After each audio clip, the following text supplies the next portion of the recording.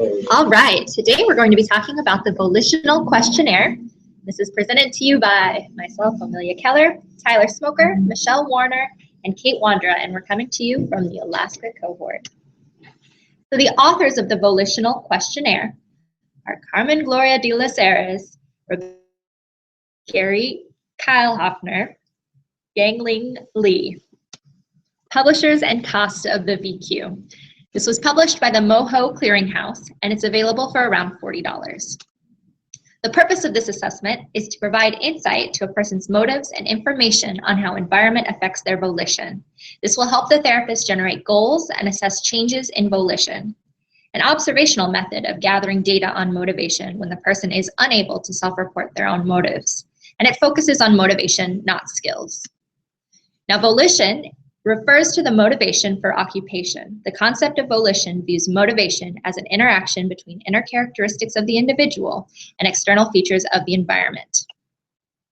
Populations that this assessment focuses on are individuals that show difficulty with volition in various environments and that are lower functioning. Those who self-report assessment of volition, they're not feasible for this assessment. And it's suggested to avoid children under the age of 8. Additional things to be considered in the population is that this assessment can be taught to clients as a framework to monitor their own motivation, and it has been used with clients who have mental illness, head injury, stroke, developmental and intellectual disabilities, and people with dementia. So settings that may not be appropriate for the Volitional Questionnaire are inpatient rehab, acute care, skilled nursing facilities, or any other settings that may restrict performing the assessment in a variety of settings. So information that you gain from the Volitional Questionnaire are clients' motives, information on how the environment enhances or attenuates motivation, and also the client's unique interests and values.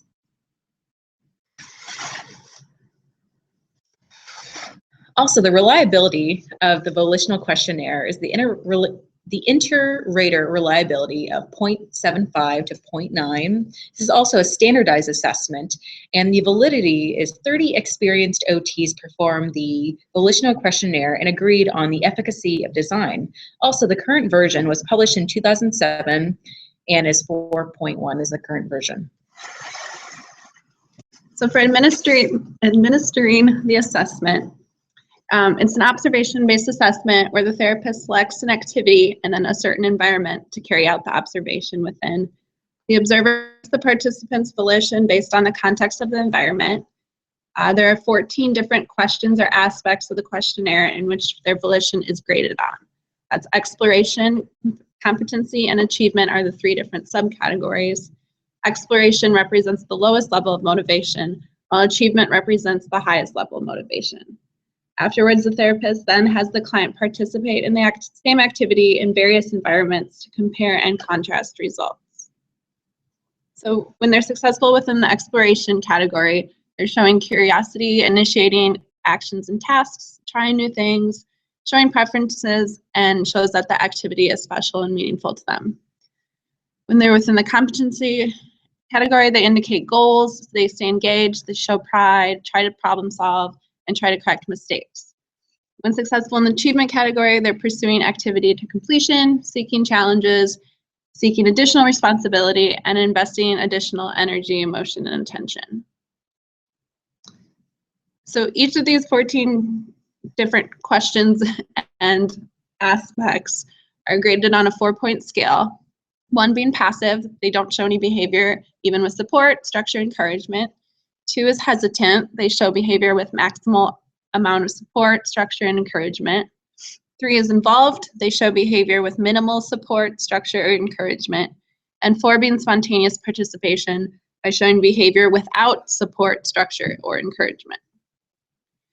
For the assessment, materials needed are the environmental context of the assessment and the items needed for the activity itself, along with the assessment questionnaire. Timing is the observation portion of this assessment can take between 5 to 30 minutes, depending on which activity you choose, and scoring requires at least 5 minutes to complete. When you're unsure between 2 ratings, always make sure to choose the lower rating. So this assessment includes 3 forms. The first one here is for a single observation. On the left-hand side, it shows all the different characteristics under which a patient's going to be evaluated. In the middle there, a rating choice the therapist chooses, with each one of those letters corresponding to a point value, 1 through 4, and a comment box on the right. The second form here shows the continuum on which these categories fall. So like Kate talked about earlier, it ranges from exploration to achievement. So once the therapist has completed an evaluation, they can then put those scores into this form and see where their client falls on this continuum. The third form is for evaluating the environment that the patient's evaluated in. The form on the left here shows just a basic explanation of what the environment looks like. On the right-hand side, it shows a variety of other qualities of that environment, including different aspects of the space they were in, what kind of sensory stimulation might be occurring, what kind of objects are in the room or in the space, and how the person has interacted with them. The social qualities, who is present, whether it's just you and or whether it's just the therapist and the client, or whether there are others present, and then also what tasks the client was asked to perform. Finally, strengths and weaknesses. Strengths are that it is easy to score and easy to apply towards a variety of interventions. It's occupation-based and client-centered. For weaknesses, there is no formal training necessary. This can cause variation among occupational therapists, and the scale has a ceiling effect for those with higher volition. Thanks for listening to our presentation today.